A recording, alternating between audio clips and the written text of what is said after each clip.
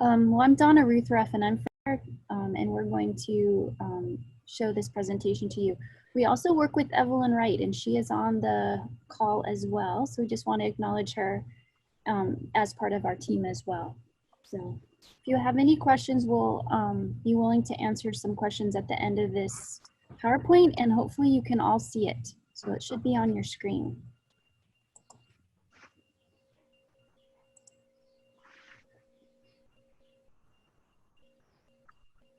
Danny? Yes. So my name's Danny Howe, also on the business services team. So what we're going to go over is just some things that we've noticed here in Pima County and what's kind of come to our doors, right? And over the past few weeks, as you can tell with COVID-19, pretty much everything the way that we do and the way we do business has changed. So some businesses are currently doing some layoffs, and then we are getting an influx of calls of people who are currently hiring.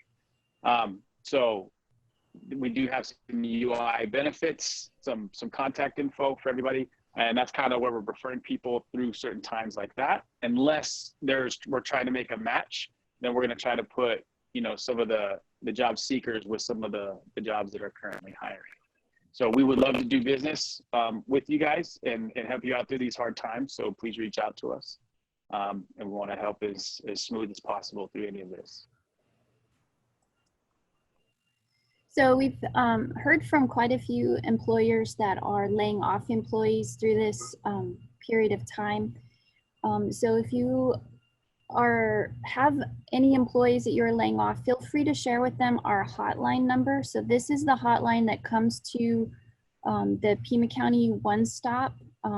They call it the Dislocated Worker Hotline number, which can answer some questions about the process and what they need to do.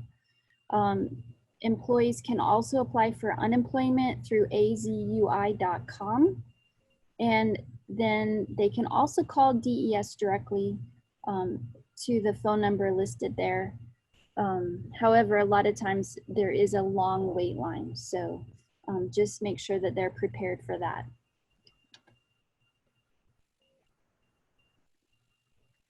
And then, so if any of your businesses are currently having any layoffs, or if you're having to do any cutbacks, or if you know of any businesses that are, normally we would go out and do a presentation and hand out some packets. At this point, what we're doing is we can send any of those layoff packets by email and for you to share with your employees. And if they have any questions, we have that contact information that they can reach out to us for any clarification. And that includes any information on how to apply for unemployment and other resources that we currently have available.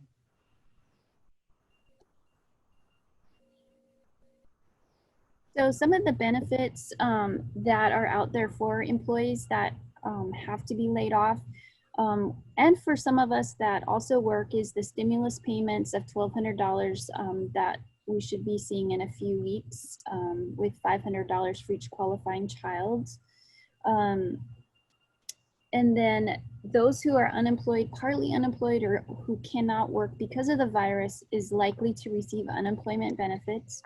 And through the government stimulus package, the CARES package, eligible workers will receive up to an additional $600 a week on top of what unemployment pays already, which is $240.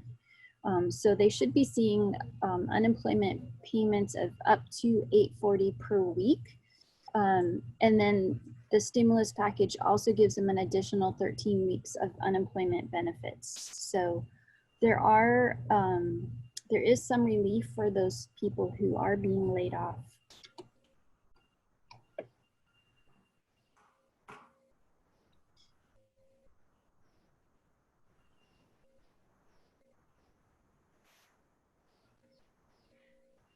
We lost your audio, Danny. Oh, there I am. Sorry about that. We've been having quite a few meetings over the last few weeks in regards to any of the SBA loans that are coming out.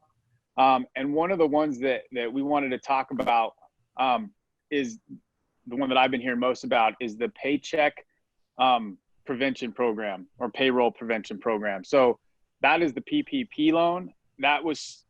It came rolling out, I think it was April 3rd. The actual forms through your bank came out on on Saturday.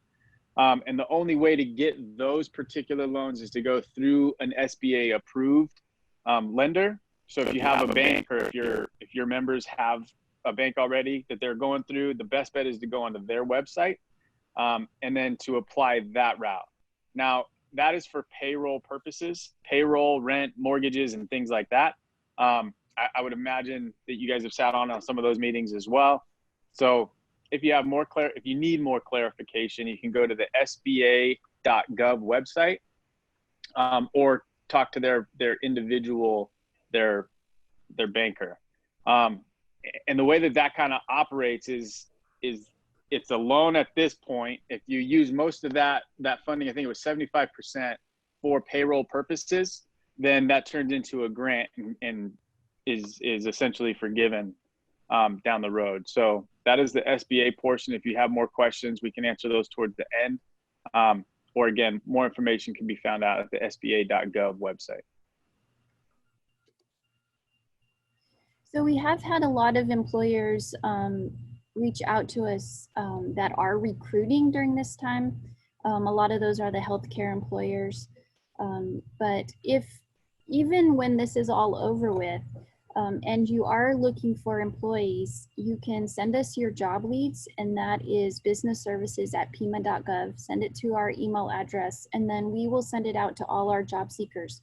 And those emails go out at least once a week to the job seekers with all your information. So that's just one of the things that we can help you with. Now, what we do, our team is business services team, and our main focus is the employers in Pima County. So what we like to do is make an individual plan depending on your company's needs. And this pie chart shows different ways we can do that. So we have job postings to where that goes out to our participants.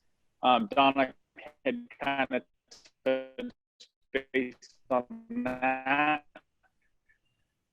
So that goes out every Friday, and that'll be any postings and any job descriptions you give us. The more detailed, the better. If you send those to businessservices@pima.gov, we'll have that website in a couple other slides with that information. Participants that are registered onto that website, and then they can apply to you, however, directly, or generally what we could do is set something up at our office, but with what's going on, then this way they can contact you and however that would look for your company. We do have employer incentives, which we'll talk about in a couple of other slides as far as the on-the-job training, some work experience opportunities, and then layoff aversion. Our team works with rapid response. So our goal is to, if a company's going out of business or going through some layoffs, we want to help with that transition so they're affected minimally throughout that process. Whether it's a job fair, we do some networking opportunities, and then the job postings, we do those. And then employer network meetings, those are what we do. I think it's once a month. They meet over at our Veterans Center, and it's an employer networking opportunity for employers and job seekers. And then again, we're open to other ideas. So we're pretty flexible, very creative. So if there's something that you have, or if you do things a different way than a typical company in your industry, then we like to adapt to that and help fill your workforce. And here at the Pima County OneStop, we do work with several grants that help train people in areas of need. And so we do have grants that we can send qualified people to school for different areas of work. So a lot of times employers contact us, and we do have job seekers, and we do have people looking to go to work. And so we really try to figure out ways to match you up and ways to get our job seekers connected with our employers.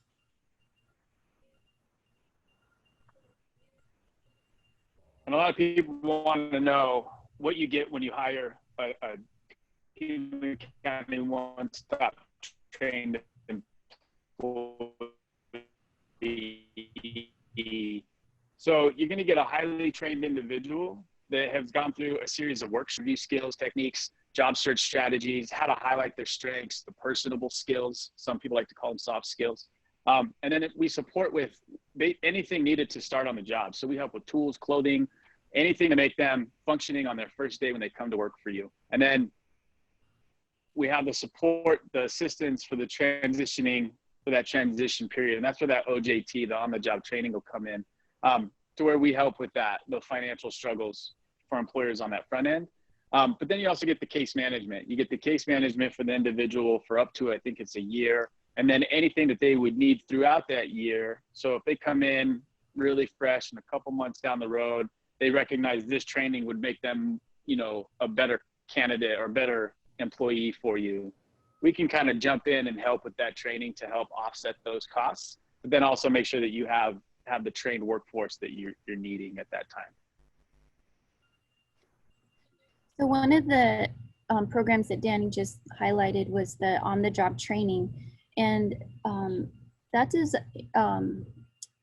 is for employers. We work with the job seeker, and we try to match the employer's position to a job seeker that would work, and it's to provide on-the-job training for that person that may really be a good fit for that position but does not have the work experience that's needed.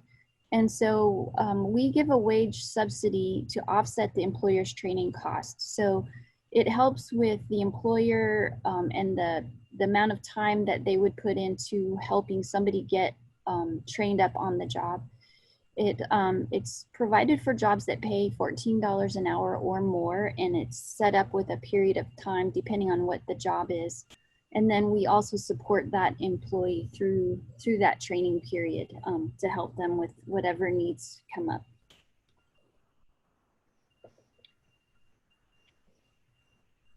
And then the paid work experience is something for the individuals that we call them young adults. And that's the age range from 16 to 25. And what that work experience is that's kind of, if it's a young adult, we can kind of use that in right before we would use the on-the-job training. So the work experience is something that is paid placement through a third-party employee or an employer. And what that does is we just want them to get that experience on the job site. So we'll cover the workman's comp, we cover the hourly wage, and we just want them to be on one of our target sectors so that they can learn the terminology. They can, for me, I work with the construction industry. So we want them to smell the machine. We want them to be around the tools, and they can't necessarily be on them at certain age groups. But once they're over that age threshold, then we want them on the machines. We want them to get that experience. And then it can go into that OJT, which Donna just spoke about. So then it would be the work experience for so many hours and then OJT for so many hours. And that's, so when you take over full payroll of that individual, then you know you're getting that qualified, certified individual. And you've already had that time. They've been in your shop. So they're coming with that experience once they're on your actual payroll. So one of the other grants that we work with is the City of Tucson grant, and this is the grant that Evelyn Wright coordinates in partnership with Goodwill Industries of Southern Arizona. And so this is for somebody who is a current employee to move up to a higher paid position. So we call those incumbent workers. So the employee must make less than $17.19 an hour to be eligible for training. And then the training is tailored to your business needs. And then there's a flexibility of the training providers, but the whole goal is to move that person up to a higher job within, a higher paid job within your company. And we can get you Evelyn's contact information on that because there is a lot of opportunity still available with that grant. So if you reach out to us, we can go ahead and get you in contact with her and those resources. And we just wanted to, again, touch base, during these difficult times that we're here to support you and your agencies and your workforce. So as things change, as things are becoming a little more different, and you're starting to adapt on how you guys are doing things, and if there's anything that we can do to help contribute to that, please reach out to us. So then that way we can kind of brainstorm and see how we can fill the new positions and or those that are getting let go, how we can help them transition without being affected or minimally affected throughout any of this process. So please reach out to us. And we've set up a hotline number that comes to all of us. So there will always be somebody here to answer the phone. So if you have any questions, doesn't matter what your business is or whatever, if you have any questions, just feel free to reach out to us. Our whole goal is we want the employers of Pima County to survive this hardship that we're all going through right now. And so we're here to support you and help you with whatever we can help you with. So does anybody have any questions? Real quick before we get to the questions, if you guys have something that is working too, that's something that you guys have gotten creative about that's actually showing benefits, if you're willing to share, so that way when we come in contact with other businesses, we can share with what is working, or something that was a roadblock for you, so we can help them avoid that. But thank you, and if you guys have any questions, let us know.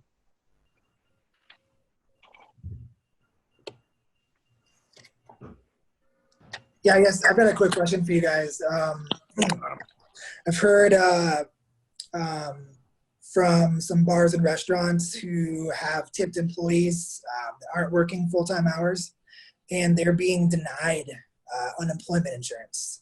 Is there a reason behind that? Can you guys give any insight into what some of the specifications are, what they're looking at, and why anybody would be denied unemployment?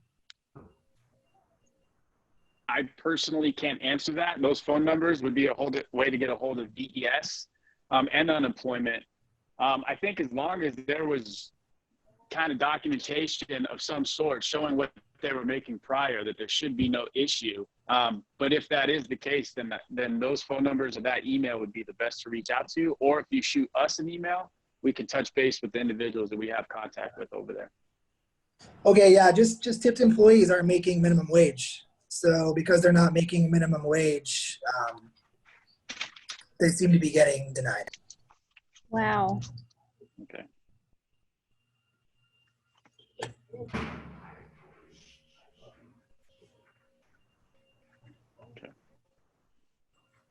So Celine has a question that is on the chat that says, if an employee was on FMLA but then furloughed, what program should they go through?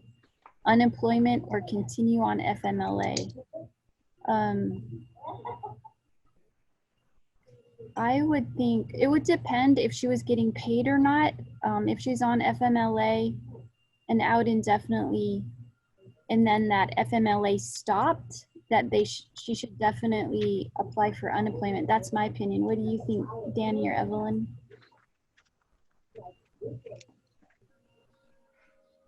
Yeah, I think my understanding is they would finish their FMLA and then they could be eligible for unemployment. They're not eligible for unemployment if they have an option of anything else from the company. Right. But we can check with DES on that. Mm-hmm.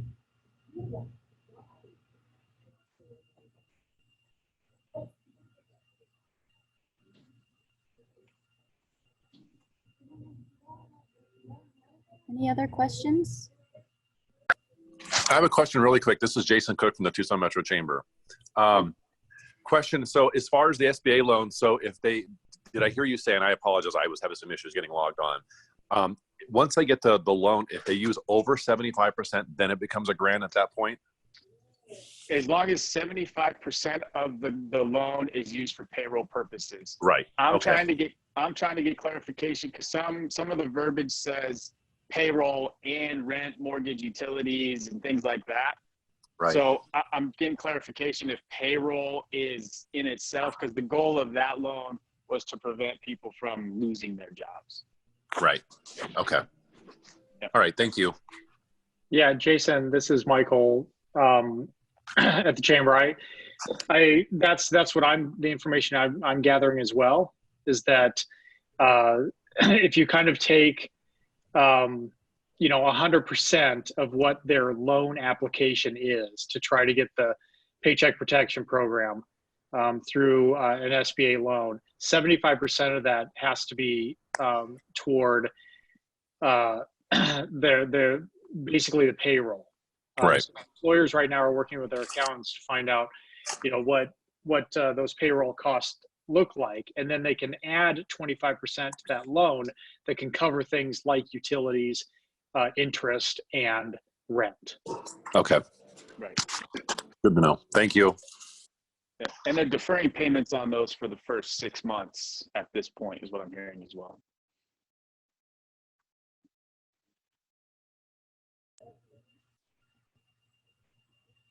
Correct. And I should add, I apologize, I didn't earlier, that that's for an 8-week period. Because the whole premise behind the PPP Right. loan is that this is going to be a temporary issue. And as long as they keep those employees on and get a loan to cover those costs for those employees for an 8-week period, that after 8 weeks, we'll go to some semblance of normal, and those individuals will be employed back at that location. Correct. And also and this retroactive to February, I want to say 15th or 25th of 2020. So if anybody was laid off, and if you could bring them back on in this time, that the funds can be used for that as well. I'd also like to touch base that you can't have any criminal background for the last 5 years to be qualified for that SBA loan as well. So I have a question. Yes. Hi, this is Carrie from the Tucson Metro Chamber. So when this loan becomes a grant, is it something that's just written off, or is it taken off of your taxes at the end of the year? Now that I don't know. I would definitely touch base with the institution that you'd be going through for that information. Nice picture, by the way.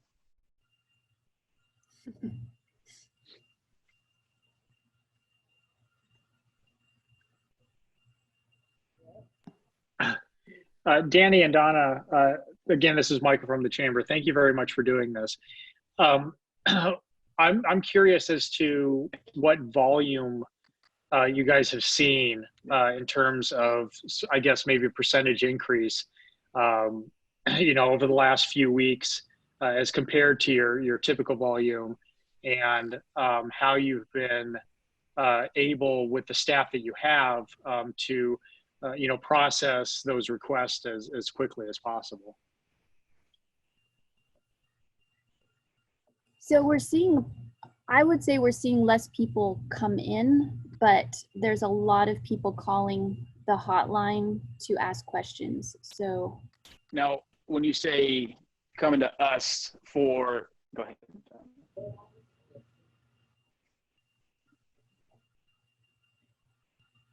I think you cut out there, Danny. What was your question? I was just going to say, was it more towards for the UI information or for the one-stop services, for Michael's question? Yeah, it was more for the UI. Yeah. So the UI, to be honest, I mean, that's going through the roof. I mean, we were at like a, what, 3.5%. They're saying that's almost up to, I want to say almost 9% at some places with the way that it jumped up. So they're definitely getting a lot of calls. And a lot of those people, what we're noticing that are applying for uninsurance or unemployment insurance, is that they're opting into that as opposed to taking some of these other job openings at the moment, because they're just trying to limit contact, which is understandable. Okay, that's good to know. And that was going to be my next question, because I know that you guys have said that there are still some employers out there that are hiring, particularly in transportation logistics, grocery, and construction potentially, and a couple other sectors. So you're not even seeing those individuals transition into other positions. They're opting more for the unemployment insurance. Yes, at this point, if they qualify for that. I mean, it's very similar to what was going on before. Those that want to work at this point, there are opportunities and they can work.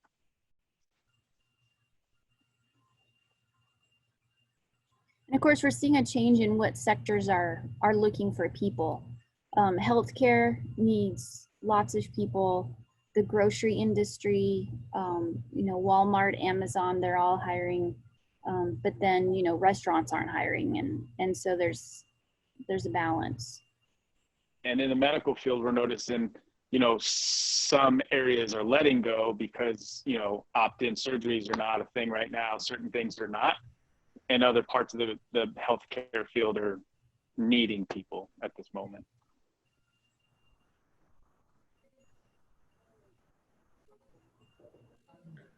I think there was another message on the chat, if anybody saw that.